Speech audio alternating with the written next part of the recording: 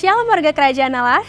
Selamat datang dalam online service Kingdom Celebration di Rock Ministry TV. Sebelum mengikuti ibadah online, ada beberapa hal yang harus Anda perhatikan terlebih dahulu. Pastikan device atau gadget Anda sudah siap dengan kuota internet dan daya baterai yang cukup untuk mengikuti ibadah. Pastikan Anda menyiapkan waktu khusus untuk mengikuti ibadah online tanpa gangguan. Terakhir, belajarlah untuk fokus dan serius. Karena Anda sedang mengikuti ibadah, bukan sedang menonton ibadah. Warga kerajaan Allah, kami percaya pujian dan firman Tuhan yang disampaikan melalui tayangan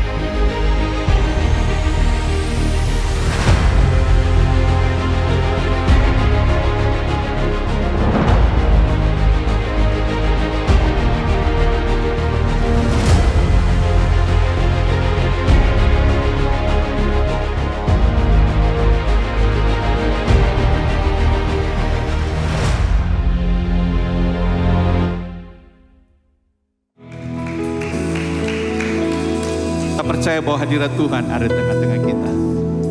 Amin. Mari kita nyatakan dengan pujian ini.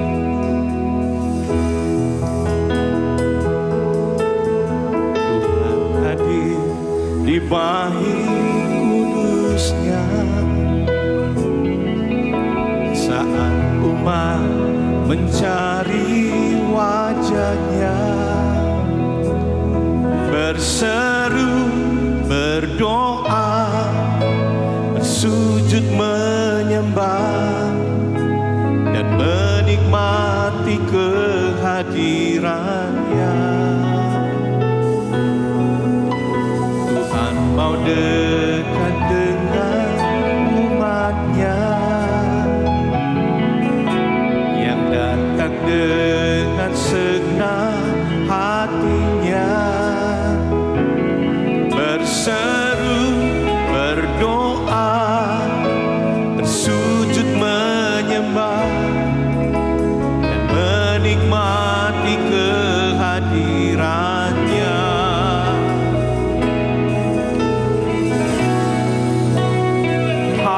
Hadiratmu memenuhiku, hadirat kudusmu penuhi baitmu, dan ku tersungkur menyembahmu. Yang ku nampak hanya kemuliaan-Mu. Mari katakan sama-sama. Tuhan hadir di bait kudusnya saat umat mencari wajahnya,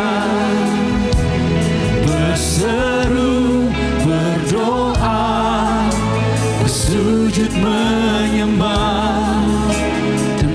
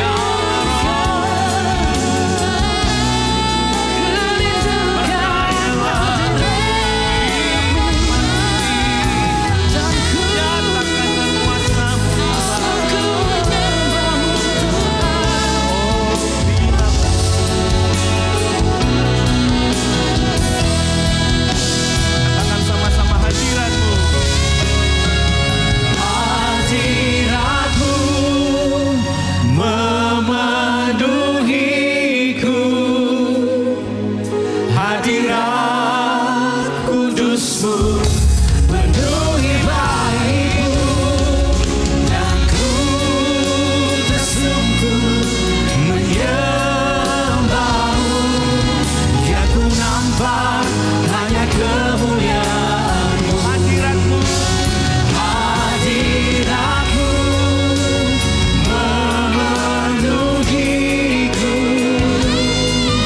hadirat kudus-Mu penuhi baitku, dan ku tersungkur menyembah-Mu. Ya ku nampak hanya kemuliaan-Mu, hadirat-Mu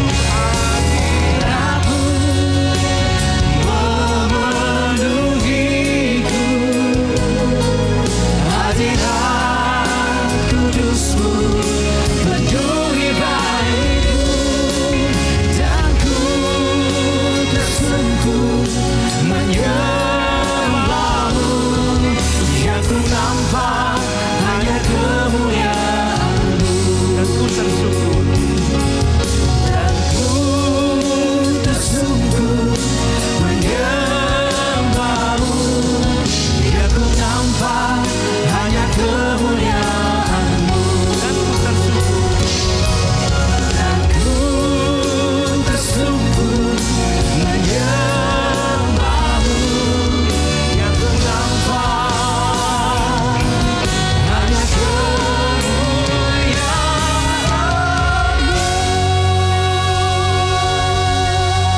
Dulu meriah berikan tepuk tangan bagi Dia.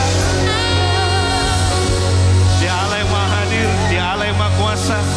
Dialah sumber kuasa itu, Dialah sumber otoritas itu. Dan di dalam namanya ada kuasa yang dahsyat, yang ajaib dan luar biasa. Haleluya. Yes. Tepuk tangan sama-sama.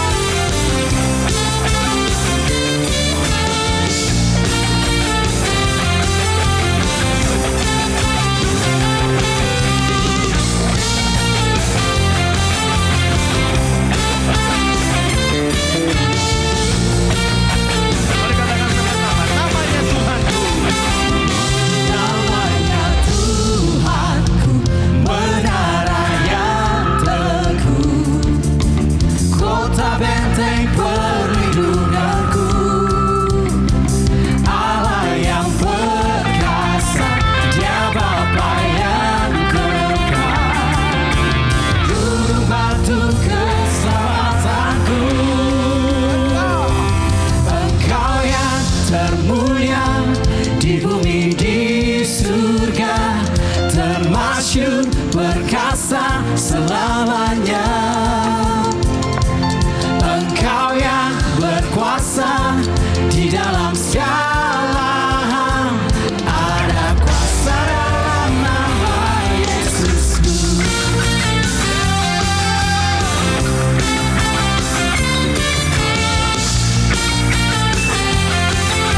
Katakan namanya Tuhanku. Namanya Tuhanku, menara yang teguh,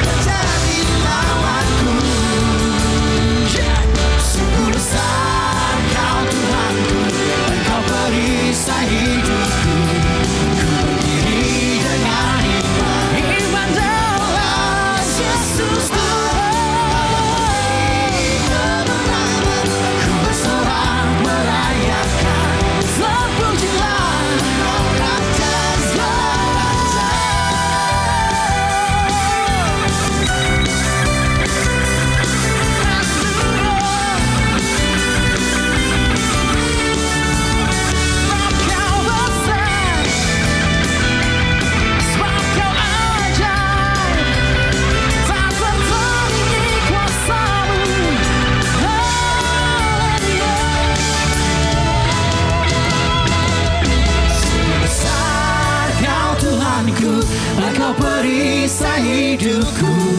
Ku berdiri dengan iman dalam Yesus Tuhan, Kau yang memberi kemenangan. Ku bersorak merayakan, terpujilah Kau Raja segala rasa. Kau Tuhanku, Kau perisai hidupku. Ku berdiri dengan iman dalam Yesus Tuhan, Kau yang memberi kemenangan. Ku bersorak merayakan, terpujilah Kau Raja segala rasa. Terpujilah Kau Raja segala rasa. Terpujilah Kau Raja segala raja.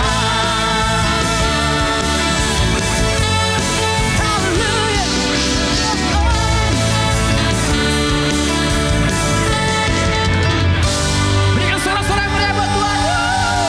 Haleluya. Amin. Silakan duduk Bapak Ibu Saudara.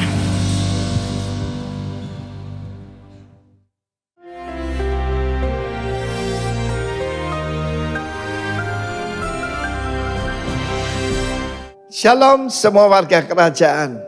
The source of our authority comes from heaven in the name of Jesus.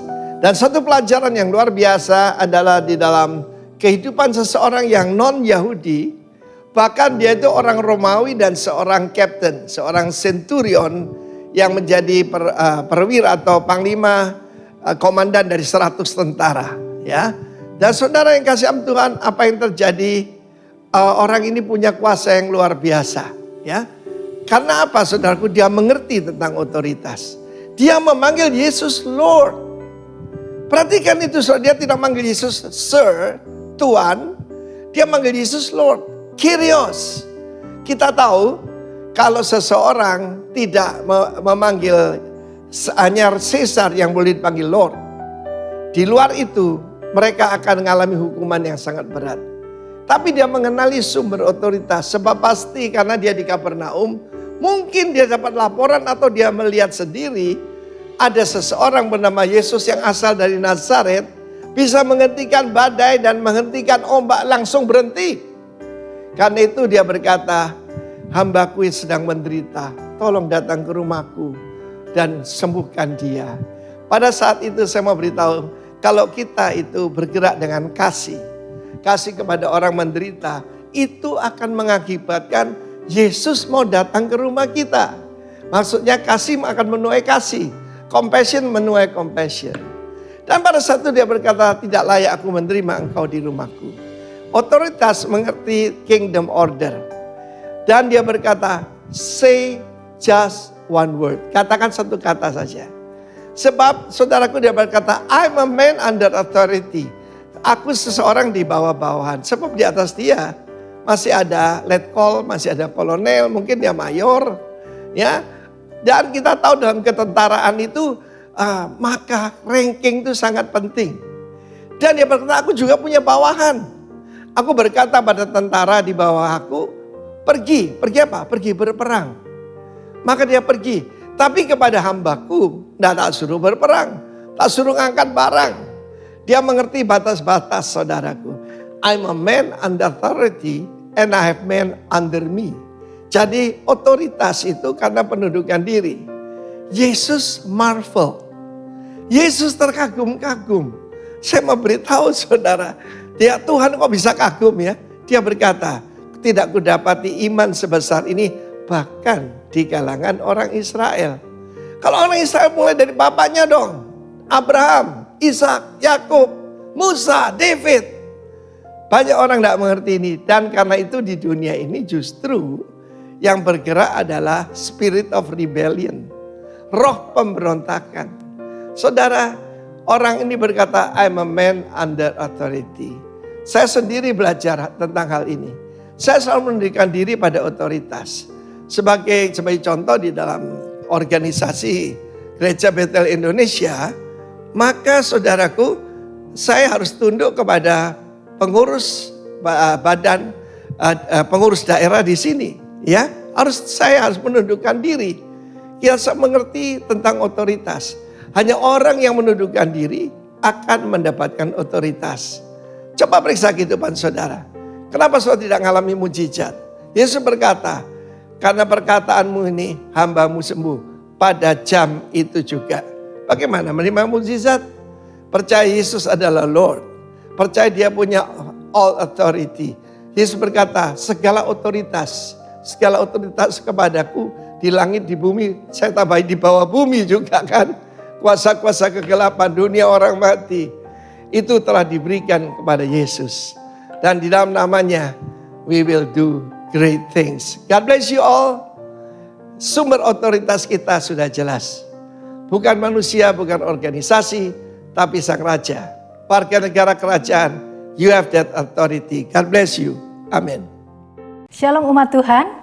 Bagaimanakah respon Anda ketika kita menerima kesempatan untuk menabur?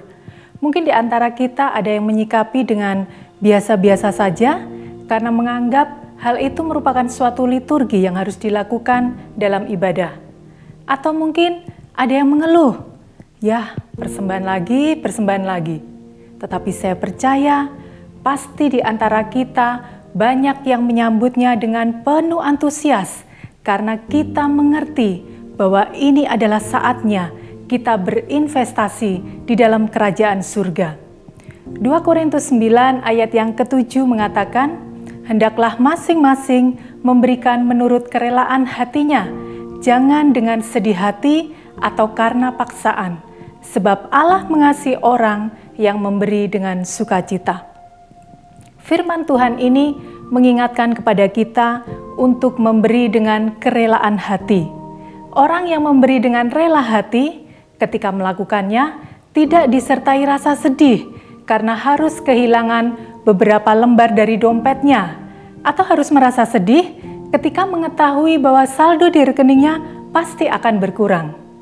Dan firman Tuhan ini mengingatkan kepada kita bahwa kita harus memberi dengan ketulusan hati kita. Rasa sedih itu akan muncul ketika kita mulai hitung-hitungan. Jika aku memberi sekian, apakah aku bisa memenuhi kebutuhan hidupku yang ini? Ketika kita mulai berhitung cukup atau tidak menggunakan kekuatan pikiran kita sendiri, itu artinya kita sedang meragukan kuasa Tuhan, bahwa Dia adalah Jehovah Jireh, Allah yang sanggup memenuhi segala keperluan kita. Dan Dia sanggup menolong, Dia sanggup membukakan jalan bagi hidup kita. Memberi dengan kerelaan hati artinya juga ketika kita melakukan tidak dengan berat hati. Karena jika berat hati itu artinya terpaksa. Dan orang yang terpaksa tidak akan melakukan dengan ketulusan hatinya. Jangan terpaksa ketika harus menabur. Jangan berkata, aku terpaksa memberi karena sudah disodorin amplop persembahan. Aku terpaksa menabur karena sudah ditayangkan barcode payment. Sehingga aku merasa tidak enak kalau harus diam saja. Jadi terpaksalah aku memberi, terpaksalah aku menabur. Warga kerajaan, jangan mempunyai pemikiran seperti itu. Jangan pernah terpaksa ketika harus menabur. Tetapi yang harus kita lakukan adalah kita harus memberi dengan sukacita, dengan hati suasana yang penuh sukacita, sama seperti ketika Tuhan memberkati kita. Maka kita akan melihat bagaimana Allah mengasihi orang-orang yang memberi dengan sukacita. Mari kita berdoa. Terima kasih Tuhan untuk berkat yang Tuhan sudah berikan kepada setiap kami. Dan inilah saatnya kami mau melakukan firman-Mu. Kami mau beri yang terbaik. Kami mau memberi dengan kerelaan hati kami. Kami mau memberi dengan ketulusan hati kami. Dan kami mau memberi dengan penuh sukacita, seperti yang Tuhan sudah ajarkan kepada setiap kami. Kami siap memberi di dalam nama Tuhan Yesus Kristus. Haleluya. Amin. Selamat menabur. Tuhan Yesus memberkati. Terima kasih Tuhan.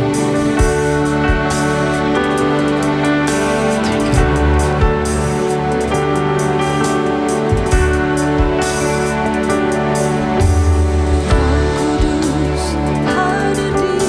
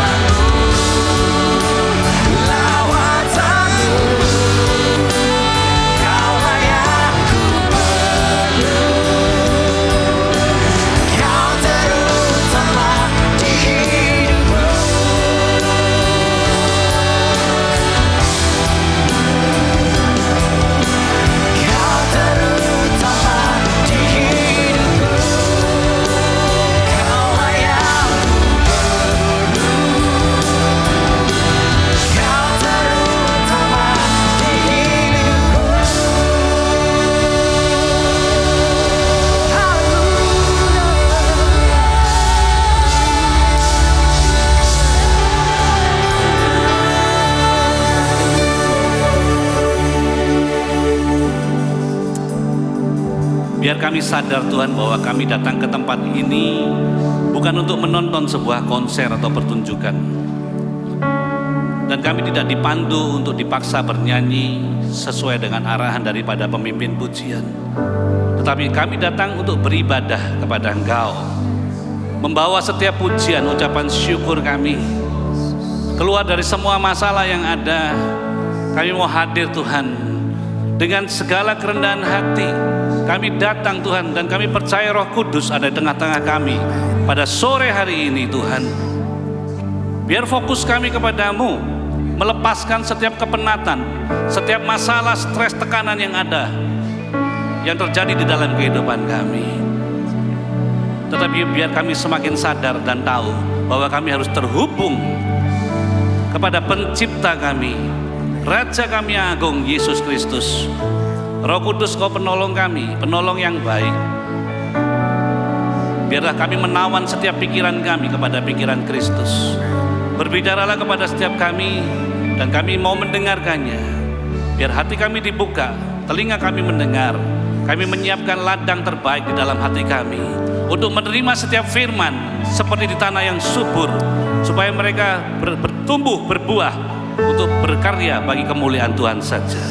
Terima kasih, hamba-Mu terbatas, tapi kami percaya Roh Kudus bersama dengan kami menyempurnakan setiap kekurangan kami. Dan kami tidak mau pulang dari tempat ini dengan tangan yang hampa, tetapi kami mau kepenuhan Kristus menyertai kehidupan kami selalu. Di dalam nama Tuhan Yesus yang siap menerima firman, bersama-sama katakan amin. Haleluya. Sambil duduk, lihat kanan kirinya, say something. Kamu dikasihi Tuhan, kamu luar biasa, ya. Kamu disayang Tuhan, ya. Perkataan disayang itu sangat berharga, Bapak Ibu. Baik. Kalau Bapak Ibu senang judul khotbah saya tidak keluar daripada tema yang diberikan oleh Bapak Gembala, yaitu tentang sumber daripada otoritas. Tema khotbah saya sore hari ini, the true source of authority, ya, sumber yang benar daripada otoritas, saudaraku. Oke. Di dalam Matius 28 ayat 18 adalah sebuah pernyataan daripada Tuhan Yesus yang sangat jelas, saudaraku, dan tidak perlu dikonfront lagi, karena dia berkata dengan jelas bahwa kepadaku telah diberikan segala kuasa di sorga dan di bumi.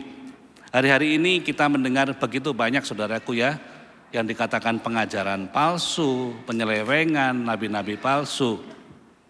Saya rasa kita sebagai umat percaya tidak usah meresponinya dengan terlalu berlebihan.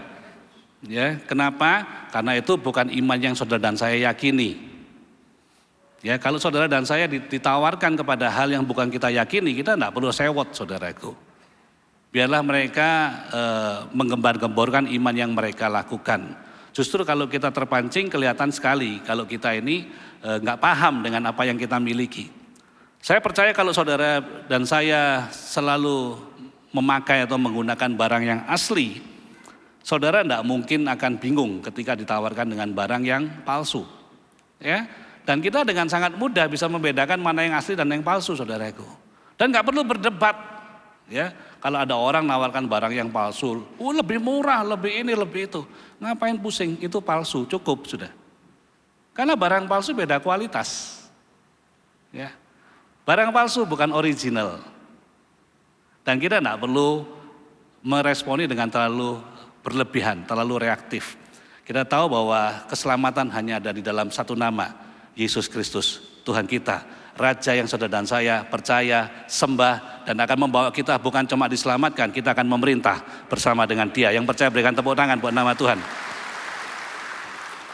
Baik, malam hari ini, sore hari ini kita akan belajar dari sebuah cerita di Perjanjian Baru, di kitab Injil, saudaraku.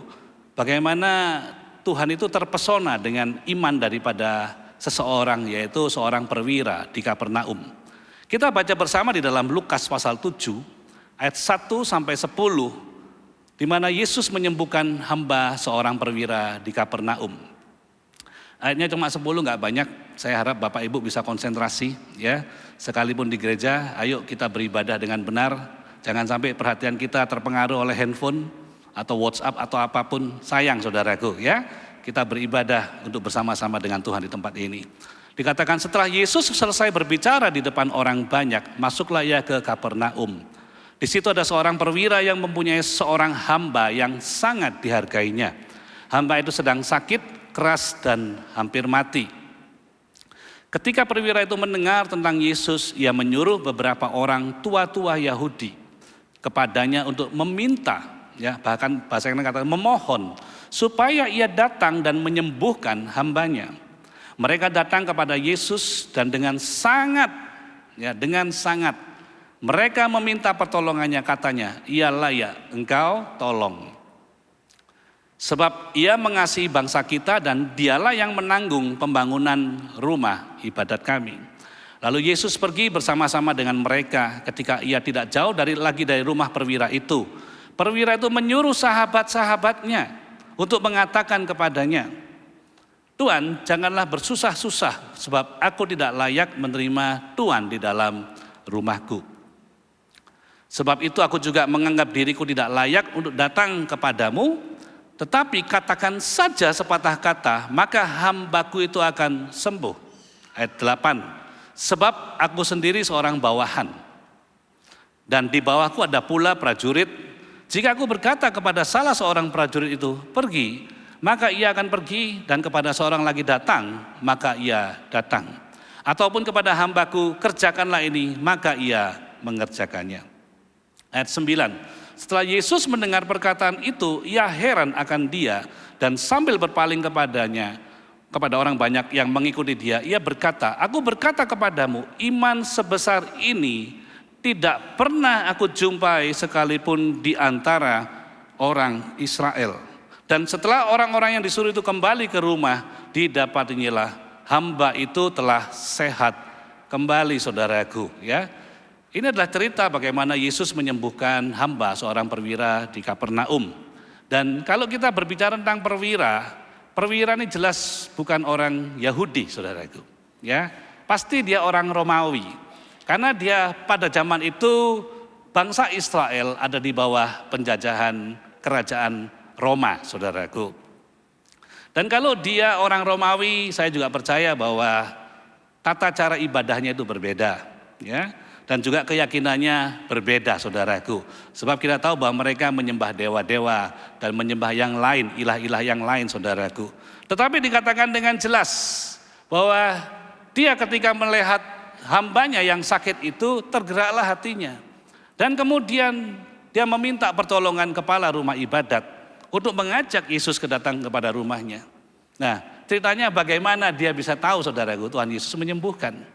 Saya percaya bahwa namanya perwira, ya, mungkin dia punya intel atau punya sahabat-sahabat, saudaraku, yang dikatakan mereka mungkin berkeliling di sekeliling Tuhan Yesus dan melihat, bahkan merasakan, bahkan mungkin juga ikut, saudaraku, untuk menikmati atau mengalami kesembuhan atau terobosan itu, saudaraku. Dan kemudian dia bercerita kepada perwira itu, wah, ada seorang guru, ada seorang tuan, ada seorang nabi, bahkan dikatakan ada seorang Tuhan yang kalau cuma ngomong orang itu sembuh.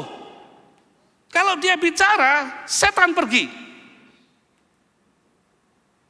Mungkin perwira itu pertama kali mendengar dia ngomong gini, mosok sih? Saya tidak percaya itu. Tetapi beberapa hari kemudian, saudaraku, dia mendengarkan cerita yang lain, saudaraku. Ya, cerita-cerita yang lain bagaimana Tuhan Yesus mengusir setan, menyembuhkan orang sakit di berbagai daerah dan berbagai macam penyakit, saudaraku. Bahkan mengubah air jadi anggur. Bahkan dia berjalan di atas air, saudaraku. Dan banyak mujizat yang lain. Saudara perlu tahu bahwa ketika banyak saksi itu berbicara, ya, kejadian itu kemungkinan besar adalah benar, saudaraku. Dan saudara perlu tahu bahwa iman itu tumbuh karena pendengaran akan firman. Mungkin dia temannya kan kepala rumah ibadat ini, saudaraku. Gimana sih imannya kamu tuh orang Yahudi? Sekalipun mereka tidak percaya, saudaraku, dan kita tahu bahwa memang orang Farisi, ya, ahli-ahli Farisi, para imam tidak percaya Tuhan Yesus, karena Mereka melihat Tuhan Yesus membuat perkara yang besar, tetapi buat mereka Tuhan Yesus adalah ancaman di dalam kehidupan mereka. Karena apa? Pengikutnya mulai berkurang. Kalau pengikutnya mulai berkurang, saudaraku, urusan dompet berbahaya. Ya, pemasukannya berkurang soalnya. Dulu mereka pergi ke bait suci, tadi dikatakan oleh Pak Gembala ya, di suara Gembala. Bawa uang, bawa ini. Tapi mereka tidak dapat jawaban. Sebab orang Farisi cuma hafal hukum Taurat, tapi tidak punya kuasa di dalam kehidupannya. Dan maaf kata, hari-hari ini banyak orang Kristen, mungkin tahu firman, baca Alkitab, tapi tidak ada kuasa dalam hidupnya. Tetapi apa yang Tuhan Yesus mau dalam kehidupan saudara dan saya? Dikatakan Tuhan Yesus mengajar dengan penuh kuasa, saudaraku. Ya, dengan penuh kuasa. Nah, cerita ini Tuhan Yesus begitu takjub dengan iman yang dimiliki oleh perwira ini, saudaraku. Dan kenapa kok perwira ini, saudaraku, menarik perhatian daripada Tuhan Yesus? Yang pertama adalah perwira ini memiliki belas kasihan kepada orang lain, saudaraku. Di sini berapa banyak yang berdoa? Halo? Oh, sedikit ya. Saya ulangin tanya dia. Berapa banyak yang berdoa, angkat tangan. Oh, tambah banyak, puji Tuhan. Yang rutin doa buat orang lain, angkat tangan. Berkurang, saudaraku. Perhatikan, dikatakan perwira ini, saudaraku, ya, di rumahnya ada yang sakit. Ingat loh ya, bukan istrinya. Bukan anaknya bahkan. Tetapi hambanya. Hamba zaman dulu itu berbeda dengan pegawai zaman now, saudaraku. Ya, pegawai zaman now itu mau kerja, aduh suratnya banyak banget, perjanjiannya banyak banget kan ya. Harus ini, harus itu, gaji UMR, tidak boleh semena-mena, nanti dilaporkan kena HAM, saudaraku, ya, kena kekerasan dan lain-lain, bisa dilaporkan polisi, bermasalah dengan hukum, saudaraku. Tetapi seorang hamba zaman itu sangat berbeda. Dulu zaman itu, saudaraku, nggak ada harganya. Mereka diperdagangkan di pasar budak, ya. Pasar budak, saudaraku. Kita di Denpasar ada pasar hewan ya. Ini pasar budak. Yang ditampilkan, ya ini orangnya kuat, bisa ngangkat barang, harganya berapa. Dan kalau seorang tuan itu punya uang, saudaraku, dan dia beli, saudaraku, dia bukan cuma beli untuk bekerja, tapi bahkan nyawanya pun, saudaraku, dia punya hak untuk itu. Ya, saya ulangin. Bukan cuma dibeli untuk bekerja, tapi nyawanya pun sudah dibeli sama Tuhan itu, saudaraku, pada zaman itu. Sesungguhnya budak itu nggak punya harga pada zaman itu. Dan nggak perlu diperhitungkan. Kenapa? Kalau mati ya dibuang. Buat apa repot-repot, saya beli lagi aja. Kalau zaman sekarang kita punya, maaf kata ya, saudara pergi ke pasar hewan. Ya, saudara beli hewan sana apalah. Ya, beli ikan gitu deh. Ya. Beli ikan lele, saudaraku, di pasar hewan dulu. Saudara pelihara dari kecil, kemudian gede, saudaraku. Dan kemudian saudara ketiga lihat gede, waduh ini mantap ini. Ini kalau digoreng campur sambal enak gitu ya. Saudara benar-benar bunuh ikan itu ya, potong, goreng, saudara makan. Siapa yang mau komplain? Tetanggamu mau komplain, Anda tidak berperi kehewanan gitu. Tidak ada, saudaraku. Ya, kenapa? Karena dia punya hak atas apa yang dia beli. Dan maaf kata, zaman itu ya, harga seorang budak sama dengan itu, saudaraku. Yang nggak ada harganya. Tetapi dikatakan dengan jelas bahwa perwira ini sangat menghargai hamba yang sakit keras dan hampir mati itu. Ada seorang hamba Tuhan yang bernama Bill Johnson, ya. Dia tulis seperti ini, saudaraku. Tugas kita itu tidak pernah tentang apa yang kita lakukan buat Tuhan. Tetapi apa yang Tuhan mau lakukan melalui diri kita. Nah, banyak orang Kristen kadang-kadang, aku udah rajin ke gereja loh Tuhan. Aku udah kasih persembahan. Aku udah tolong orang. Kita berpikir kita lakukan sesuatu yang baik buat Tuhan, saudaraku. Tapi tugas yang sesungguhnya itu kita harus tanya Tuhan, Tuhan mau pakai saya untuk apa? Berapa banyak saudaraku kita berdoa, ya, kita berdoa sama Tuhan. Kita kayak bikin surat ini ya, surat perintah bahkan. Nomor 1, Tuhan, saya nganggur, carikan kerjaan. 2, Tuhan, mama saya sakit, perlu bayar banyak, tolong Tuhan carikan dananya. Ya. 3, Tuhan, motor saya udah jadul, mau ganti baru, Tuhan tolong saya. Ya. Nomor 4, Tuhan, besok bayar kos, gak ada duit, Tuhan tolong saya. Ya. Nomor 5, tagihan banyak, Tuhan tolong saya. Berapa banyak orang Kristen seperti itu? Semuanya about me, I, and myself. Dan seolah-olah kita paksa Tuhan, Tuhan kalau selesai baca doa saya, dengarkan doa saya, berarti Tuhan setuju dan mau tolong saya gitu. Sesungguhnya kita berdoa tidak model itu saudaraku. Kita berdoa sama Tuhan. Kita kasih kertas putih kepada Tuhan. Tuhan tolong tulis tugas saya apa. Tugas kita itu seharusnya kita tanya sama Tuhan, Tuhan mau ngapain? Dan kenapa saudaraku banyak orang Kristen ya, tidak ngalamin kuasa yang Tuhan berikan. Pastor Bill Johnson juga tulis gini saudaraku, saya baca bahasa Indonesianya ya. Otoritas itu dilepaskan kepada Anda pada saat pengutusan, ya, setuju. Tetapi kuasa berasal dari perjumpaan dengan Tuhan dan Anda harus memiliki kedua-duanya saudaraku. Saya percaya ketika saudara dan saya mengaku Tuhan Yesus sebagai Tuhan dan Raja, bahkan menerima Roh Kudus dalam hidupmu, saudara dan saya diberikan otoritas. Tetapi apakah otoritas itu mengandung kuasa dalam hidupmu untuk dilakukan apa tidak? Tergantung kita. Contohnya apa? Ada orang sakit saudaraku. Saudara dan saya tahu ada kuasa Roh Kudus dalam hidup kita. Mau doa enggak kita? Nanti iya kalau sembuh, kalau berangkat Tuhan, salah saya gitu loh. Tiba-tiba orang yang mati, gimana? Mau doa, saudaraku ada keluarga, Pak saya punya masalah, rumah tangga yang pelik gimana? Kita juga nggak tahu jalan keluarnya. Tapi paling gampang sembahyang. Doa, kemudian kita mau doa.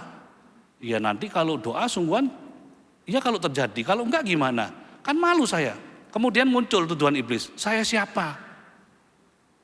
Saya enggak ada artinya, saya enggak punya apa-apa.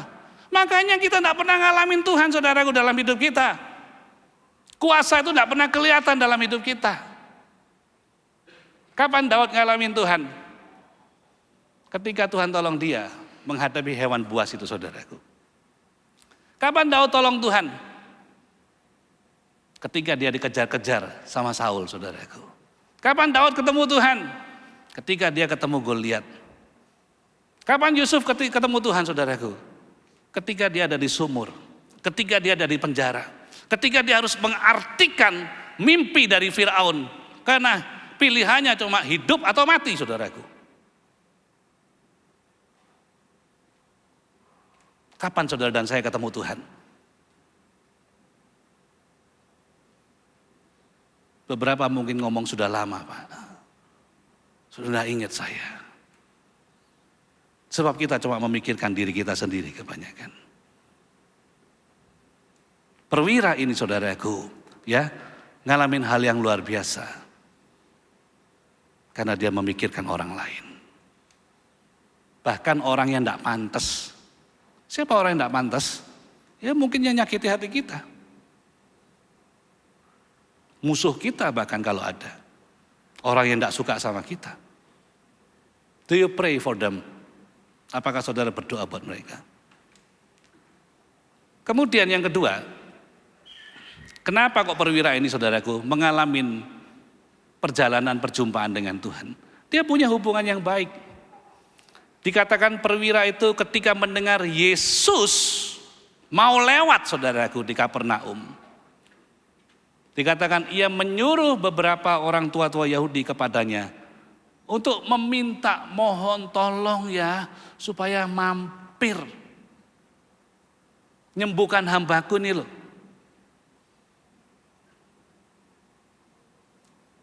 Orang itu kalau mau ditolong saudaraku paling gampang adalah punya hubungan yang baik. Amin. Kalau tidak punya hubungan yang baik mau minta tolong, waduh tidak gampang saudaraku. Ya, Jangankan nginjak rumahnya, mau membayangkan wajahnya aja moh kok. Gengsi saya Pak. Buat apa? Kenapa kok itu terjadi? Karena kita tidak punya hubungan yang baik dengan orang. Ada beberapa tanda hubungan yang baik saudaraku. Yang pertama itu apa? Hatinya tulus. Bukan bulus. Ya, tulus dan bulus itu beda tipis. Beda cuma satu huruf saudaraku. T dan B. Orang yang tulus itu berteman dengan begitu banyak orang tanpa mengharapkan sesuatu dalam hidupnya. Kalau saya berteman dengan A, berteman dengan baik, ya. Bukan berpikir saya dapat apa kalau saya berteman sama kamu. Orangnya terkenal enggak? Instagramnya followernya banyak enggak? Siapa tahu kalau saya berteman sama dia, followernya banyak, saya bisa dikenalin sama si A, sama si B, sama si C. Saya dapat bisnis yang baru. Hari-hari ini saudaraku di tengah angkatan yang bengkok, ya. Begitu banyak orang itu memilih saudaraku untuk berteman dengan siapa. Kita harus bergaul karib dengan orang-orang tertentu. Tetapi banyak orang memilih berteman untuk cari untung. Apa yang bisa saya dapatkan? Ikut acara apa saja ya, maaf kata, ya mungkin di Komsel, mungkin di gereja saudaraku. Goalnya bukan cari Tuhan, cari pelanggan. Di sini tidak ada, ya. Kalau Pak Roni ngomong tuh di Kutub Utara, di pedalaman masuk hutan saudaraku, kemudian ada persimpangan belok kanan masuk gang buntu katanya dia. Tetapi perwira ini saudaraku, dia bisa minta tolong. Saya percaya dia punya hati yang tulus saudaraku, bukan yang bulus. Dan orang yang tulus itu kalau ada problem, lihat, yang nolong tuh banyak. Ya, yang nolong banyak. Saya baru sadar saudaraku, ya, ketika saya mulai bekerja. Saya ketika kuliah S1 saya di Udayana, saya ngambil program accounting sana, fakultas ekonomi, jurusan akuntansi. Saya punya beberapa teman yang putra Bali, ya, dan orangnya baik-baik saudaraku. Sejujurnya saya tidak gampang untuk berteman dengan orang yang baru, tapi saya belajar. Dan kemudian ya karena kita berada di angkatan yang sama,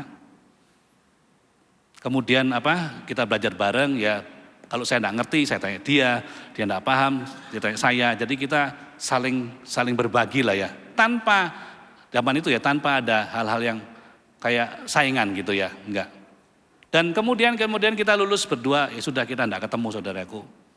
Kemudian sekitar 7-8 tahun kemudian setelah saya lulus ya, saya ketemu dia di sebuah supermarket, ngobrol, apa kabar ya, anakmu berapa, kerja di mana dan lain-lain. Kamu kerja apa? Oh aku kerja ini. Kemudian dia bekerja di sebuah perusahaan multinasional saudaraku, dengan posisi yang cukup baik. Ya. Terus kemudian dia ngomong gini sama saya, kamu nggak masukin proposal aja ke tempat aku kerja. Waduh bro, gue nggak punya kenalan gitu loh, ya nggak gampang untuk masuk di perusahaan itu saudaraku. Dan singkat cerita, ayo tak kenalin, ya. Dan melalui teman ini, puji Tuhan, sudah 20 tahun saya bekerja sama dengan perusahaan besar ini, yang mana justru pastinya akan menguntungkan perusahaan saya juga. Tetapi dimulai dari mana? Dari sebuah hubungan yang tulus. Coba misalnya pada waktu kuliah, saya tidak suka sama dia. Bahkan berantem saudaraku, lu siapa sih? IP-mu berapa? Lu naik apa? Gitu. Saya yakin saudaraku, tidak mungkin dia akan tolong saya. Tetapi sebuah ketulusan itu pasti akan menuai hasil saudaraku. Ya. Yang kedua saudaraku, hubungan yang baik itu selalu memberi, bukan menerima. Lihat para pemimpin yang dicintai oleh para pengikutnya saudaraku. Atau jemaatnya. Kenapa? Selalu memberikan nilai lebih. Waduh, saya kalau ketemu sama si A, sama si B, senang saya mendapatkan suara Tuhan, mendapatkan pencerahan, saudaraku. Sedangkan banyak orang di bumi ini tidak mau memberi, tapi maunya menerima. Tolong saya dong Pak, berikan saya dong Pak. keluarga saya, anak saya, terus maunya menerima saudaraku. Dan dia tidak mau beri. Dan ini bukan bicara masalah keuangan saja. Tetapi banyak hal di dalam kehidupan saudara dan saya. Minimal saudara dan saya bisa menebar kasih, menebar sukacita, menebar damai sejahtera yang Tuhan berikan di dalam hidup saudara dan saya. Orang yang terus memberi saudaraku, bahkan menabur dengan penuh sukacita, tidak akan pernah kekurangan dalam hidupnya. Ya, tidak akan pernah kekurangan. Because God love a cheerful giver. Tuhan itu mencintai orang yang menabur dengan sukacita. Dua gambaran ini menggambarkan bahwa iya kehidupan kita seperti Tuhan Yesus katakan. Firman Tuhan katakan lebih baik memberi daripada menerima. Saudara dan saya ini mendapatkan harta kekayaan surgawi saudaraku. Bukan cuma dunia ya, surgawi. Saudara dan saya precious di hadapan Tuhan. Saudara kalau bisa lihat dengan mata rohani, betapa kayanya kita yang di dalam Tuhan. Ya, saya ulangin ya. Kalau kita bisa lihat dengan kacamata rohani kita, betapa kayanya saudara dan saya. Dan tidak akan habis kekayaan itu dimakan sendiri saudaraku. Saudara membual seperti mata air yang membual dulu. Yang harus terus dibagikan. Ya. Ayo punya hubungan yang baik. Yang ketiga apa? Orangnya rendah hati. Nah ini saya mau bahas saudaraku. Ketika tua-tua ibadat itu datang, satu perkataan dari tua-tua ibadat itu apa saudaraku? Orang itu pantas engkau tolong.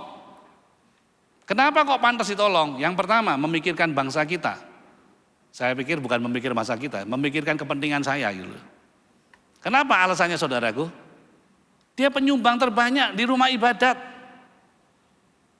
Oh, berarti perkataan pantas itu ya diberikan kepada orang yang nabur paling banyak saudaraku. Yang kembalikan persepuluhan dengan banyak. Yang nabur uang banyak di gereja. Yang kalau di luaran sana suka nolong orang, saudaraku. Ya, bantu sana, bantu sini. Sampai kepala rumah ibadat pun ngomong apa? Orang itu pantas engkau bantu, engkau tolong. Sebab alat ukurnya adalah apa yang mereka terima, saudaraku. Tetapi apa perkataan daripada perwira ini? Dia katakan di ayat 7, sebab aku juga menganggap diriku tidak layak untuk datang kepadamu. Tetapi katakan saja sepatah kata, maka hambaku itu akan sembuh, saudaraku. Jemaat yang dikasihi Tuhan, salah satu problem yang dimiliki orang Kristen adalah merasa dirinya sudah baik. Merasa dirinya sudah berbuat banyak. Merasa dirinya sudah berkorban banyak. Merasa dirinya sudah menolong banyak. Tetapi firman Tuhan katakan, ingatlah engkau miskin dan telanjang. Perwira Kapernaum ini berbicara dengan sangat jelas. Jangan mampir ke rumahku. Saya percaya rumahnya Ciamik lah ya, bagus lah. Namanya rumah perwira saudaraku ya. Dari marmer, pokoknya bagus keren lah gitu. Kenapa kok dia gak mau datang saudaraku? Bukan malu karena dia tidak bisa kasih makanan terbaik, bukan. Bukan karena sofanya sobek, bukan. Tapi dia sadar dirinya gak pantas untuk didatengin oleh Tuhan. Pak Gembala Pak Arifin sering ngomong ya. Musuh orang yang sombong tuh bukan cuma awal dari kejatuhan, tetapi musuhnya Tuhan, saudara. Dan cuma orang yang rendah hati yang dilawat Tuhan, saudara. Coba lihat kalau ibadah, ya. Di sini tidak ada juga, di luar banyak, jemaat saya banyak saudaraku. Ibadah main handphone, sibuk ini, sibuk itu saudaraku. Kenapa sih kok itu terjadi? Ya dia nggak merasa perlu firman Tuhan. Mungkin. Dia nggak merasa perlu jamahan Tuhan buat dia. Ya cukuplah Tuhan, aku udah punya kerjaan, usahaku bagus, ya keluargaku aman-aman saja. Tetapi orang yang rendah hati, saudaraku, dia tahu dia perlu kepenuhan daripada sumber itu yang datang daripada firman Tuhan. Saya berbicara ini bukan karena saya yang khotbah, bukan saudaraku ya. Tetapi biar ini menjadi sebuah habit. Kita ini nyembah Tuhan, worship, avoda. Ya. Dalam bahasa yang lain itu, dalam bahasa yang lain itu dikatakan seperti hubungan suami istri. Ini kan beberapa udah nikah. Ada yang hubungan suami istri sambil main handphone? Halo? Gak ada saudaraku, serius. Tapi ini terjadi dalam hidup kita loh. Ibadah saudaraku, dan mereka main-main. Kita bersyukur kita tidak hidup di perjanjian lama saudaraku. Di dalam perjanjian lama habis kita ada. Ya. Berikutnya saudaraku, seorang hamba Tuhan namanya John Ruskin. Dia katakan gini, I believe the first test of a truly great man is in his humility. Saya percaya ujian pertama dari seorang hebat itu apa? Ujian kerendahan hati saudaraku. Saya mau tanya, lebih gampang mana? Ujian kemakmuran, kaya raya, atau ujian kesulitan, kemiskinan? Lebih sulit mana saudaraku? Halo? Kira-kira lebih sulit mana? Ujian kemakmuran ya. Kenapa kok sulit kemakmuran saudaraku? Paling gampang gini. Lebih gampang mana? Nginjilin orang kaya atau orang yang susah? Yang perlu tolong. Orang kaya ya. Kenapa kok sulit? Loh, dia merasa cukup, mampu. Kamu nginjilin saya, lu gak tahu kerjaan gua. Lu gak tahu gua siapa. Lu akhirnya lupa kan dirinya siapa kan. Orang terlalu kaya gitu saudara, sampai lupa dirinya gitu ya. Usaha saya banyak, tanah saya berserakan, ya. Karyawan saya banyak, lu mau nginjilin gua apa? Tetapi orang yang lagi dalam pengharapan, makanya paling gampang itu ya penginjilan itu kepada orang yang lagi kesusahan. Saudara nginjil di rumah sakit, gampang dah, percayalah, semua orang pengen sembuh. Saudara nginjil di daerah-daerah yang susah, gampang. Kenapa? Orang perlu pengharapan dan melihat jalan keluar dalam hidupnya. Tetapi orang yang sombong saudaraku, sulit melihat pertolongan Tuhan. Orang yang sombong selalu merasa dirinya ada di puncak. Ya, saya ulangin. Orang yang sombong merasa dirinya selalu ada di puncak. Kalau dia sudah ada di puncak, mau kemana lagi? Saya sudah I'm on the top. Dan dia lihat ke bawah, ada, kamu masih di bawah jauh. Orang yang sombong susah terima masukan saudaraku. Tidak mau terima masukan dan selalu merasa dirinya yang paling jago, paling benar, paling hebat saudaraku. Ya. Dan berikutnya, perwira ini mengerti tentang jalur otoritas. This is important saudaraku, ini penting. Ya, saya berharap saudara dan saya minimal ngerti inilah. Ya. Dikatakan sebab aku sendiri seorang bawahan dan di bawahku ada prajurit. Jika aku berkata kepada prajurit pergi, maka pergi. Kepada yang lain datang, maka ia datang. Ataupun kepada hambaku kerjakan ini, maka ia mengerjakannya. Tempat yang paling aman saudaraku di dalam kehidupan saudara dan saya adalah ketika saudara dan saya berada di dalam otoritas yang benar. Ya, saya ulangin, berada di dalam otoritas yang benar. Perwira ini sadar saudaraku, dia punya peran yang berbeda. Dia penguasa wilayah, pemimpin daripada pasukan. Tetapi untuk menyembuhkan orang bukan bagian dia. Dia tahu keterbatasannya. Dia tahu keterbatasannya saudaraku. Mungkin saudara dan saya jago di bidang tertentu, ya. Tapi saya mau katakan, saudara dan saya bukan Tuhan. Kita punya kita punya beberapa adik rohani saudaraku. Ya, dan adik rohani kita itu salah satunya dokter. Ketika dia pregnant, hamil, dia khawatir. Nanti anaknya ini, anaknya itu. Ya, bahkan dokter kandungannya nanti ini loh, nanti itu loh. Muncul kekhawatiran saudaraku. Dokter kan paham soalnya. Saya bukan dokter, saya hamba Tuhan. Tapi seorang hamba Tuhan itu memperkatakan berkat. Saya katakan kepada adik-adik kita, ingat ya, saya tahu kamu dokter, tapi kamu bukan Tuhan. Dan praise God, mereka punya baby, lahir dengan sehat, baik saudaraku. Dan dipelihara Tuhan. Kenapa? Karena mereka punya iman. Ya. Mungkin beberapa saudara hebat di bidang tertentu, kau mungkin pengusaha yang sukses, yang jago ngurus perusahaan. Tapi saya mau ingatkan, saudara bukan Tuhan. Saudara mungkin berhasil di bidang-bidang tertentu. Banyak orang terinspirasi akan hidupmu. Dan tidak terasa pride itu muncul dalam hidup kita, saudaraku. I tell you the truth, you are not God. We are a human being. Kita cuma manusia biasa, saudaraku.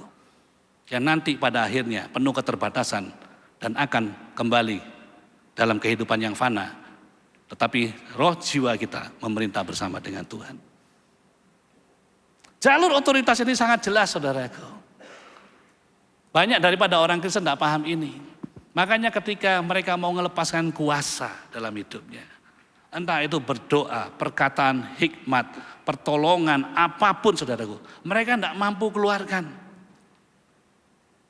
Tugas saudara dan saya itu seperti keran air. Ya, keran air. Tahu keran air ya? Kalau keran air dibuka saudaraku keluar airnya kan ya. Kalau dibuka nggak keluar airnya, yang salah siapa? Kerannya yang salah kira-kira. Saudara ambil palu dan saudara pukul-pukul keran itu. Sampai kerannya jebol saudaraku. Kamu keran kurang ajar, nggak taat, kamu nggak keluarkan air. Kira-kira seperti itu saudaraku. Saya yakin tidak. Karena keran air bukan yang punya air. Yang punya air itu PDAM atau sumur bor saudaraku. Sumbernya dari sana. Tugas saudara dan saya adalah membuka keran itu. Supaya kuasa Tuhan itu bekerja melalui hidup kita saudaraku. Tetapi banyak orang Kristen ketika ada orang-orang sekelilingnya perlu air. Dia tutup kerannya rapat-rapat. Nanti kalau nggak keluar gimana? Nanti kalau nggak sembuh bagaimana? Nanti kalau nggak bisa gimana? Karena berpikir semuanya tentang dirinya, saudaraku. Ya. Dan yang terakhir, dia mengalami perjumpaan pribadi. Ya. Yang mana zaman sekarang ini melalui Roh Kudus. Di dalam Lukas 17-21, ini perkataan teguran yang sangat keras, saudaraku. Satu hari orang Farisi bertanya kepada Tuhan Yesus, kapan kerajaan Allah akan datang? Yesus menjawabnya, kerajaan Allah datang tanpa tanda-tanda lahiriah. Ya. Lihat, ia ada di sini atau di sana. Sebab sesungguhnya kerajaan Allah ada di antara kamu sekalian. Men ini yang tanya bukan murid sekolah minggu ya. Yang tanya ini ahli Farisi, ahli Taurat. Mereka pun tanya, kapan kerajaan Allah datang? Kapan? Kapan muncul di langit? Ya, itu kebanyakan nonton Alien, saudaraku. Kapan muncul di langit? Kapan kelihatan? Tetapi dikatakan dengan jelas, tidak ada tanda-tanda lahiriah, saudaraku. Sebab kerajaan Allah sudah ada di antara kamu. Bahasa yang lain saya terjemahkan, saudaraku. Kerajaan Allah sudah tersedia bagi saudara dan saya. Sudah disediakan. Tinggal ngambil, tinggal digunakan, tinggal ditekan tombol on.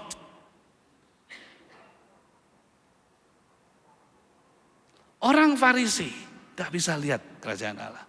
Berikutnya lagi, Matius 8:10-12. Makanya Yesus berkata, setelah Yesus mendengar hal itu, ya, ketika perwira itu berkatakan, aku ini cuma seorang bawahan. Dia katakan, aku berkata kepadamu sesungguhnya iman sebesar ini tidak pernah aku jumpai pada seorang pun di antara orang Israel. Ayat 11, aku berkata kepadamu, banyak orang akan datang dari timur dan barat dan duduk bersama-sama dengan Abraham, Ishak dan Yakub di dalam kerajaan Allah. Perhatikan ini ayat berikutnya ya, 12. Sedangkan the children of the kingdom Anak-anak kerajaan akan dicampakkan ke dalam kegelapan yang paling gelap. Di sanalah akan terdapat ratap dan kertak gigi, saudaraku. Hati-hati loh ya, jangan bangga. Yang dibuang Tuhan itu bukannya tidak percaya, but the children of the kingdom. Banyak orang, saudaraku, sudah dibaptis bangga. Saya ulangin ya, sudah dibaptis bangga. Apa musuh daripada kerajaan Allah? Banyak orang berpikir musuh daripada kerajaan Allah adalah kerajaan iblis. Betul, salah satunya. Tetapi musuh terbesar daripada kerajaan Allah bukan setan. Musuh terbesar kerajaan Allah adalah roh agamawi, saudaraku. Apakah roh agamawi itu? Saya rajin ke gereja. Saya rajin baca Alkitab. Saya lakukan ini, saya lakukan itu. Saya ikuti firman Tuhan. Saya cari Tuhan setiap hari. Itu roh agamawi. Saya pelayanan. Itu roh agamawi, saudaraku. Tapi kerajaan Allah bicara spiritual. Tuhan yang turun cari saudara dan saya. Saya kasih tahu rahasia kerajaan Allah. Bahwa status kerajaan Allah, status kewarganegaraan kerajaan Allah, saudara dan saya, itu baru berlaku bukan pada saat kita dibaptis. Ya, ini saya mau ngomong nih ya kepada para pengajar nih ya. Jangan sampai saudaraku baptis orang selamat datang di dalam kerajaan Allah. Oh, belum tentu. Belum tentu, saudaraku. Kalau mau status kewarganegaraanmu on, saudaraku, di dalam sorga, saudara tidak cukup lahir baru. Saudara tidak cukup dibaptis. Saudara dan saya harus lahir baru. Ini percakapan, percakapan yang lain. Ini ayat terakhir, Yohanes 3 ayat 3. Pemain musik kembali. Ini lebih dahsyat lagi, saudaraku. Ini perkataan Tuhan Yesus dengan Nikodemus. Saudaraku, kalau saudara tahu Nikodemus, ini maha guru daripada orang Israel, saudaraku. Ya, maha guru. Bukan profesor loh, ini maha guru. Dan Tuhan Yesus cerita tentang apa? Tentang the kingdom of God, tentang kerajaan Allah. Dan dia tanya, ya apa caranya? Aku tidak bisa lihat kerajaan Allah. Kalau saudara tidak bisa lihat kerajaan Allah, saudara tidak bisa lihat kuasa Allah. Sebab kerajaan Allah bukan terdiri dari perkataan tetapi dari kuasa. Ya. Dia ngomong gini, aku berkata kepadamu sesungguhnya jika seorang tidak dilahirkan kembali, ia tidak akan dapat melihat kerajaan Allah. Saya tahun 93 dibaptis, saudaraku. Ya, 31 tahun yang lalu. Dan saya bangga dengan baptisan itu. Kenapa? Saya merasa cukup, kekristenan saya diselamatkan, saudaraku. Tetapi jujur, ya, hidup saya tidak ngalamin perubahan. Kehidupan yang saya lakukan adalah kehidupan agamawi. Saya pergi gereja tiap minggu, meskipun pindah-pindah, saya pergi gereja. Saya kasih persembahan ke gereja. Saya tidak punya niat jahat sama orang, ya. Sekalipun saya masih terikat judi dan lain-lain hari-hari itu. Tapi saya tidak nyakitin orang lain. Dan saya tidak pernah tahu apa itu kelahiran baru, saudaraku. Sampai tahun 96 November. Satu hari kita ibadah, dulu kita GBI Rock ibadahnya pindah-pindah ya di satu hotel. Saya kalau ibadah itu selalu duduk paling belakang. Ya, kalau yang duduk paling belakang sama kayak saya dulu ya. Jangan merasa tertuduh ya. Kalau tertuduh minggu depan duduk depan berarti. Kenapa? Paling duduk depan itu paling enak. Datang telat pulang duluan gitu kan, saudaraku. Di sini tidak ada, saudaraku ya. Ini kan asirnya ketat-ketat di pintunya ditutup gitu kan soalnya. Dulu enggak, saudaraku ya gitu loh. Dulu gitu. Terus akhirnya satu hari ketika waktu itu khotbah penatua kita Elusai Franky Utana, dia doa, saudaraku, siapa yang mau ngalamin Tuhan, siapa yang mau memberikan dirinya untuk Tuhan. Saya ingat saya lari dari belakang ke depan. Tidak pernah, saya tahu itu bukan diri saya tidak mungkin lah maju ke depan, malu saya, gengsi. Aduh, saudara kalau tahu saya dulu gengsinya minta ampun. Ya, it's impossible lah, impossible. Tetapi hari itu saya lari ke depan saudaraku. Dan hari itu saya melihat kerajaan Allah. Apa tandanya orang lahir baru? Hidupnya berubah. Dari gelap menuju terangnya yang ajaib. Saya hidup di dunia yang sama. Pekerjaan saya tidak berubah. Tapi saya hidup di sebuah tujuan ilahi. Seperti yang Rasul Paulus katakan, aku berlari kepada panggilan surgawi. Orang yang lahir baru, hidupnya tidak pernah sama saudaraku. Sebab dia lihat kerajaan Allah. Statusmu tidak buat kamu lihat kerajaan Allah. Lamanya engkau pelayanan, maaf kata, tidak membuat kamu lihat kerajaan Allah. Nikodemus saudaraku, guru besarnya orang Israel. Bahkan dia ngomong gini, ya apa caranya saya masuk ke rahim ibu saya lagi? Karena dia melihat secara lahiriah. Jangan lihat Tuhan secara lahiriah, saudara tidak bisa lihat iman. Saudara kira lihat iman dan pengharapan dengan penglihatan yang lahiriah. Lihat dengan imanmu, lihat dalam dimensi rohanimu saudaraku. Dan sejak hari itu hidup saya berubah sampai hari ini. Saya melihat pertolongan Tuhan begitu luar biasa. Banyak yang Tuhan lakukan ya, dari dipulihkan keluarga saya, keluarga besar saya, semua akhirnya mama saya diselamatkan, papa saya diselamatkan, pekerjaan saya ngalamin pembalikan keadaan, berdoa buat orang sakit sembuh, orang cancer sembuh, saudaraku. Saya sendiri ngalamin cancer. Enggak sembuh, maksud tidak sembuh artinya diizinkan operasi sama Tuhan. Tapi Tuhan kasih pengalaman yang baru di sana. Begitu banyak saudaraku hal-hal yang dialamin. Karena saya tahu ketika kita ngalami Tuhan, kita ngalamin kuasa Tuhan. Dan saya berdoa saudaraku. Kita belajar kayak perwira Kapernaum ini. Dia bukan orang percaya saudaraku. Tapi dia tahu jalur otoritas. Dan dikatakan dengan jelas kan, ketika mereka kembali ke rumah saudaraku, mereka tidak perlu ngeracik obat. Mereka tidak perlu panggil tabib. Hamba itu sudah sembuh saudaraku. Dan saya percaya, malam hari ini cuma saudara dan saya perlu buka hati. Saya undang bangkit berdiri.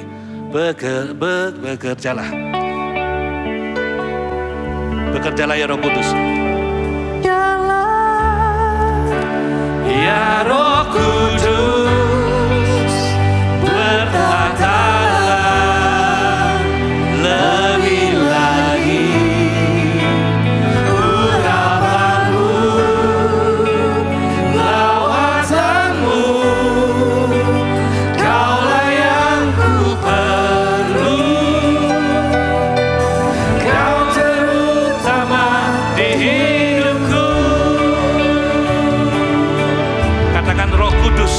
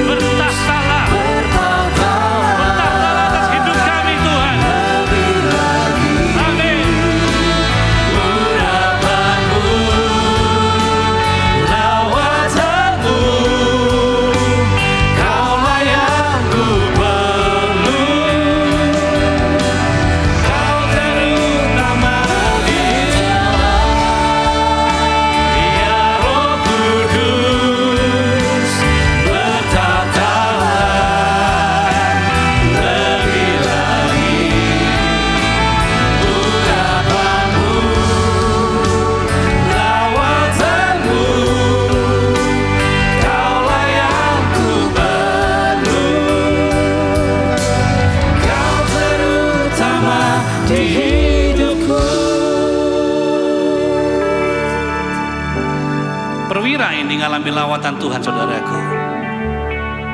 Karena dia menghargai yang seharusnya tidak dihargai.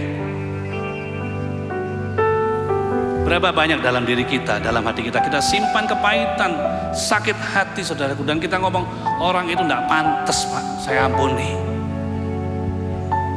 Ini cuma hamba yang tidak ada harganya, saudaraku. Tapi dikatakan yang sangat dikasihinya. Kalau ngomong dikasih, dia rela berkorban. Saya ngajar adik-adik rohani kita, saudaraku. Kalau kamu sakit hati sama orang, pertama doakan dia. Kalau kamu sudah bisa doakan dia, naik level, kasih dia hadiah, kirim makanan, sampai kamu nyaman ketemu dengan dia. Baru kamu menang atas dirimu sendiri. Tapi orangnya tidak mau nyapa saya, itu urusan dia, bukan urusan kita. Tuhan lebih concern sama hati kita, saudaraku. Langkah pertama ya, saya tantang malam hari ini. Mau ngalami lawatan Tuhan kan? Mau kan? Ayo pejamkan matamu. Pertama, belajar doa. Buat orang-orang yang saudara anggap tidak layak untuk didoakan. Buat orang-orang yang nyakiti engkau. Buat orang-orang yang membuat engkau terluka. Ambil waktu berdoa buat dia kalau engkau mau ngalamin lawatan Tuhan. Sebagaimana perwira itu berdoa buat hambanya. Dia minta pertolongan Tuhan, Tuhan Yesus datang. Mari perkatakan, bayangkan wajahnya, ucapkan dari hatimu, ucapkan dengan perkataan, Tuhan, aku memberkati dia, aku mengampuni dia, aku melepaskan berkat, melepaskan pengampunan, biarlah keluarganya sehat, pekerjaannya baik. Mungkin dia pernah tipu engkau, ingat Tuhan sanggup bukakan pintu yang lain. Mungkin mereka memperkatakan kata-kata yang buruk dalam hidupmu, kembalikan dengan firman, kembalikan dengan berkat. Syakataralala. Mari responi, saudaraku, responi. Saya percaya ada kuasa Tuhan di tempat ini. Ada kesembuhan pasti akan terjadi kalau saudara taat. Ada terobosan akan terjadi, ada pemulihan akan terjadi. Doakan mereka, doakan dalam nama Tuhan Yesus. Yes God, lawatanmu Tuhan. Ada yang menangis, ada yang tersentuh hatinya, bagus, good. Yes, lawat. Syakataralabaralabaralabasya. Doakan, lepaskan berkat buat mereka. Jangan mau mencinta tawanan iblis, jangan mau diintimidasi sama iblis. Lepaskan berkat, lepaskan pengampunan, lepaskan pengampunan dalam nama Tuhan Yesus.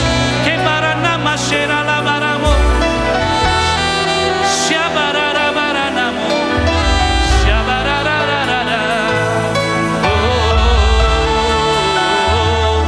Jangan mau kalah, saudaraku. Jangan mau kalah. Lepaskan pengampunan. Syakaralara. Yang kedua, yang terakhir, saya rindu berdoa. Yang mau hidupnya dipakai Tuhan, saudaraku. Tandanya apa orang mau dipakai Tuhan? Rendah hati. Saya masih ingat ketika saya dipanggil tahun 96 itu. Saya bisa nangis kayak anak kecil, saudaraku. Sama seperti perwira ini ngomong apa? Aku tidak layak Tuhan. Aku tidak layak. Aku tidak layak. Bahkan jujur, sampai hari ini pun saya berdiri di tempat ini, saya juga tidak layak di hadapan Tuhan. It's only by His grace, saudaraku. Hari itu saya ingat, saya lari dari belakang, saya maju ke depan, saudaraku. Saya minta ampun sama Tuhan. Dan malam hari ini ada jiwa-jiwa yang hidupnya mau dipakai Tuhan. Dan saudara mau komitmen, saudara mau rendahkan hatimu, rendahkan dirimu untuk dipakai Tuhan. Melepaskan ego, melepaskan kesombongan. Kalau ada angkat tangan kalau ada. Angkat tangan yang tinggi, angkat tangan yang tinggi kalau mau dipakai Tuhan lebih lagi. Karalabas syakarala. Karalabas syakarala. Syakaralabarana syakaralabarana. Yang datang dengan sakit penyakit, sakit apa aja, saudaraku, dari ujung kepala sampai ujung kaki, mari minta kesembuhan daripada Sang Pencipta itu. Pegang setiap bagian tubuhmu yang sakit, pegang dengan penuh iman. Seperti halnya perwira itu berkata, cukup katakan. Tidak usah Enggak usah datang Tuhan, cukup katakan.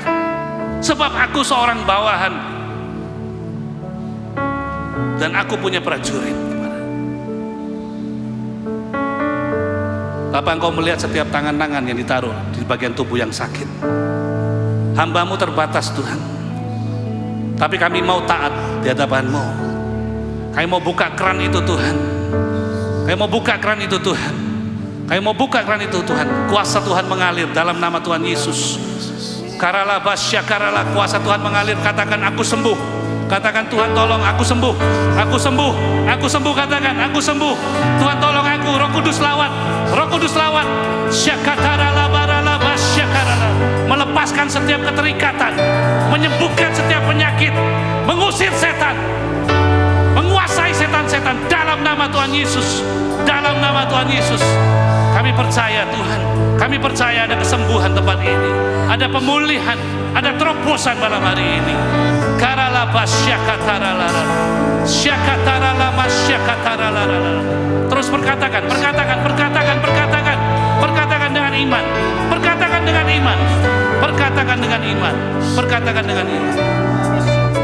Karala basyakatarala mus, syakarala. Darah Yesus, darah Yesus. Demonstrasikan kuasa-Mu di tempat ini Tuhan. Demonstrasikan kuasa-Mu di tempat ini. Darah Yesus, darah Yesus. Karalabasyara. Ada hadirat-Mu di tempat ini yang begitu kuat Tuhan.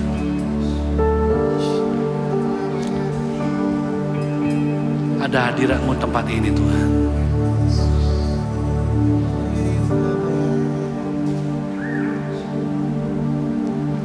Lord, You more than anything. You're more than gold. You're more than gold. More than anything. Lord, You're everything. Lord, You're everything to me. I will never let You go. I will never let You go. Never ever let You go. Sing it, Lord, You're more than everything. Lord, You're more than anything. You're more than gold. You're more than gold.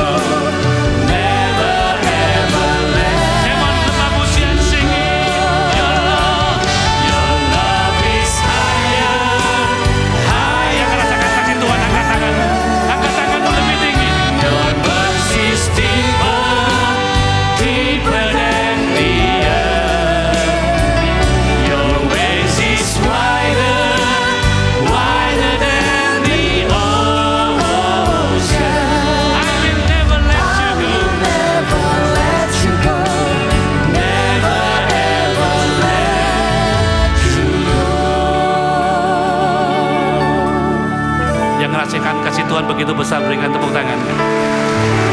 Tepuk tangan lebih lagi. Yes. Lebih lagi. Yes. Lebih lagi. Yes. Sing haleluya. Thank you God, thank you.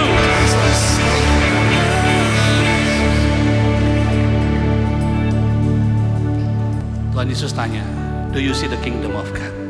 Apakah engkau telah melihat kerajaan Allah? Kalau saudara bisa lihat kerajaan Allah, saudara akan lihat kasih Tuhan begitu besar dalam hidupmu.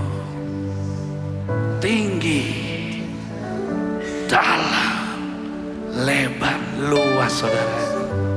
Dari awal saya katakan, kalau saudara ketemu kerajaan Allah, saudara akan tahu betapa kayanya kita, betapa kayanya kita di hadapan Tuhan. Wow. Mari kita masuk dalam perjamuan kudus.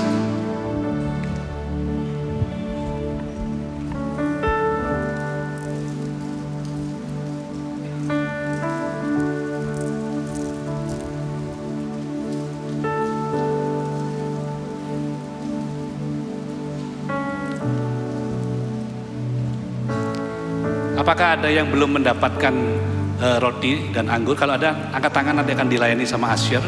Perjamuan kudus ini dibagikan buat Bapak Ibu yang sudah percaya Tuhan Yesus sebagai Tuhan dan Raja dan sudah dibaptis ya. Sejujurnya Bapak Ibu yang dikasihi Tuhan, kita tidak pantas untuk mengangkat roti ini, ya. Tapi ketika kita dilayakkan, diampuni, bahkan diangkat dari hamba menjadi putra, maka kita panggil dia bukan Tuhan lagi, bukan cuma Tuhan, tapi ya Aba, ya Bapa. Angkat roti ini dengan bangga, bahwa saudara adalah putra-putri kerajaan Allah, yang akan duduk makan bersama dengan keturunan Abraham, Ishak dan Yakub, dan memerintah bersama dengan dia. Apakah warga kerajaan yakin percaya bahwa roti yang kita angkat tinggi ini adalah lambang persekutuan kita dengan tubuh Tuhan Yesus Kristus? Mari kita makan dalam nama Tuhan Yesus.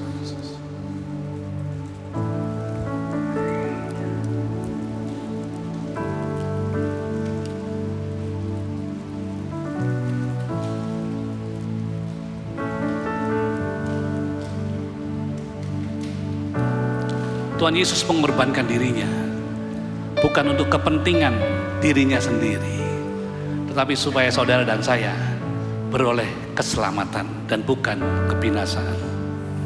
Mari terus lakukan kebiasaan ini. Berdoa buat orang lain, berdoa buat orang yang nyakiti engkau, supaya apa? Kita memelihara kemurnian iman dan kebenaran dalam hidup kita, menjaga kemurnian hati, menjaga kemurnian kasih, damai sejahtera dan sukacita. Di dalam banyak kasus, saudaraku, Tuhan Yesus mesti ketemu dengan orangnya supaya orang itu sembuh. Tetapi perwira di Kapernaum ini menggoncangkan iman. Dan saya berdoa jangan sampai ya Tuhan itu bicara gini, tidak pernah kutemukan iman sebesar ini di jemaat GPI Rock. Enggak. Tetapi kita jemaat GPI Rock punya iman, meskipun kecil ya, tapi dahsyat, saudaraku, di hadapan Tuhan. Angkat cawan anggur ini dengan bangga. Apakah warga kerajaan yakin percaya bahwa cawan anggur yang kita angkat tinggi ini adalah lambang persekutuan kita dengan darah Tuhan Yesus Kristus? Mari kita minum dalam nama Tuhan Yesus. Your love is higher, higher than the heaven. Your mercy is deeper, deeper than the earth. Your ways is wider, wider than the ocean. I will never let you go, never ever let you go. Your love is higher, your love is higher, higher than the heaven. Your mercy is deeper, deeper than the earth. Your ways is wider, wider than the ocean. I will never let you go, never ever let you go. Berikan tepuk tangan buat nama Tuhan. Mari kita angkat kedua tangan kita. Berbahagialah orang yang rendah hati, berbahagialah orang yang percaya, berbahagialah orang yang hidupnya taat dan melakukan apa yang diperintahkannya. Maka itu otoritas dan kuasa yang akan mengikuti kehidupanmu. bukan untuk dirimu, tapi untuk engkau maksimal dalam pelayanan. Dan banyak orang yang akan diselamatkan melalui kehidupan pelayanan Yesus yang dalam kehidupanmu. Pulanglah dengan berkat, dengan damai sejahtera, dengan sukacita dan kuasa. Otoritas ilahi turun dalam kehidupanmu mulai hari ini sampai dengan selama-lamanya.